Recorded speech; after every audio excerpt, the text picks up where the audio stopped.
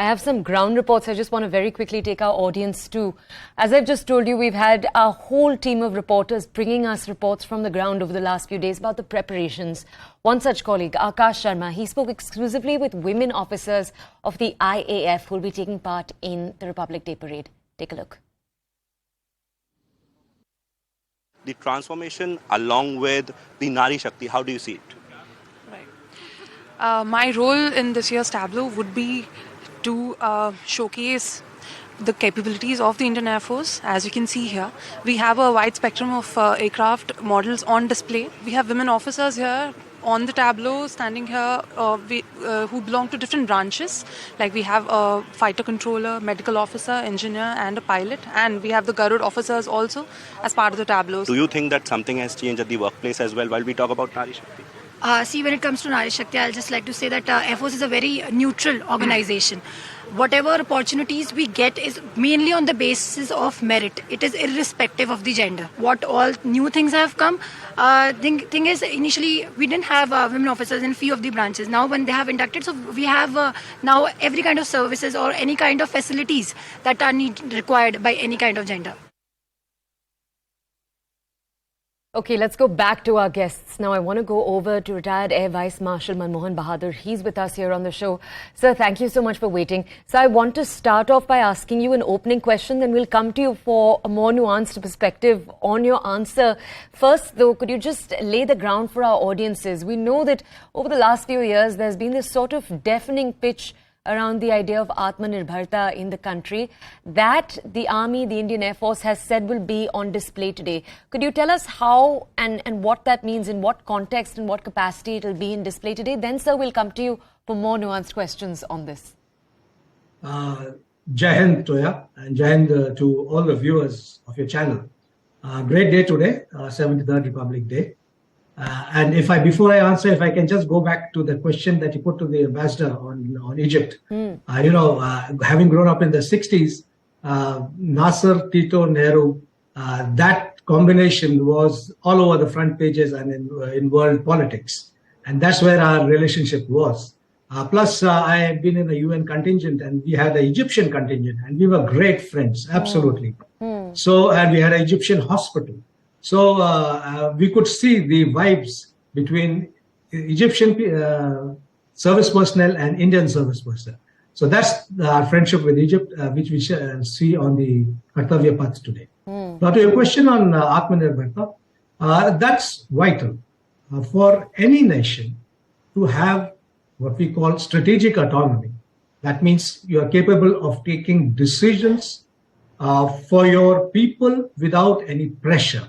We got to be self-sufficient. And when it comes to national defense, it is so vital that our armament, our systems are predominantly produced within the country. And let me clarify up front, Atmanirbharta does not mean 100% everything being produced in India. That's not possible. That's not possible anywhere in the world. But with friendships, with liaison, etc. But the vital products, certainly.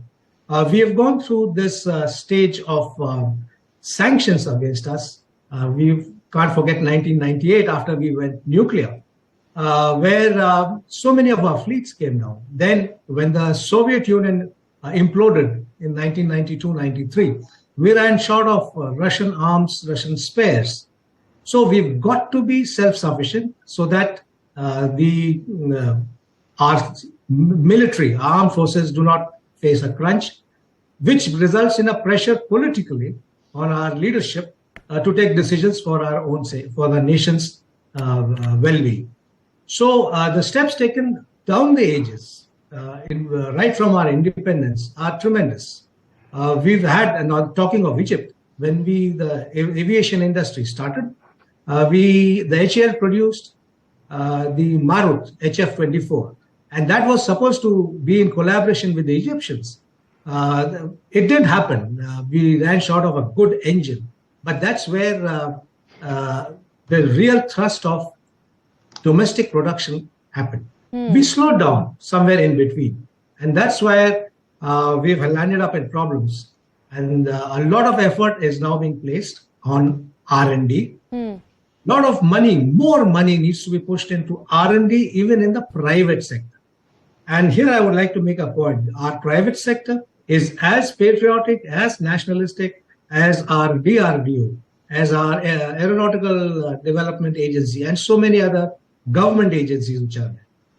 We must put government money in R&D till the time we have indigenous R&D, because nobody from abroad is going to give you niche products, niche technology.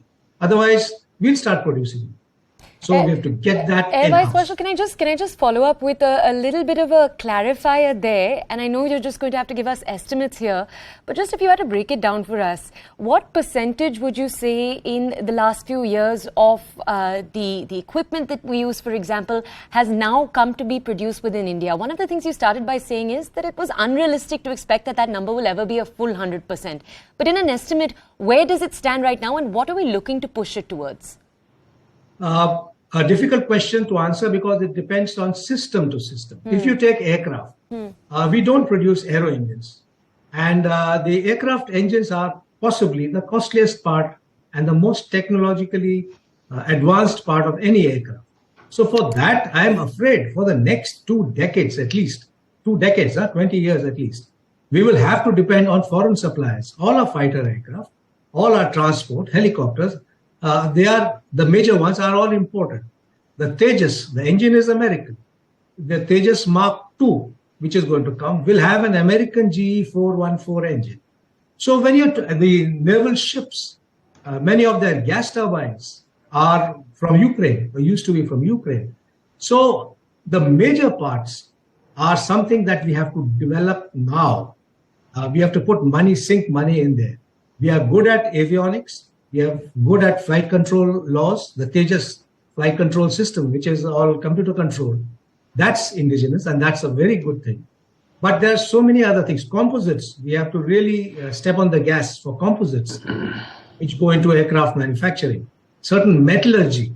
So when you're talking of percentages, it's difficult to say that there is one figure which says where we were so much. Air Vice Marshal, I'm so sorry. Thank you for providing us with that context. Do stay with us for just a second. I want to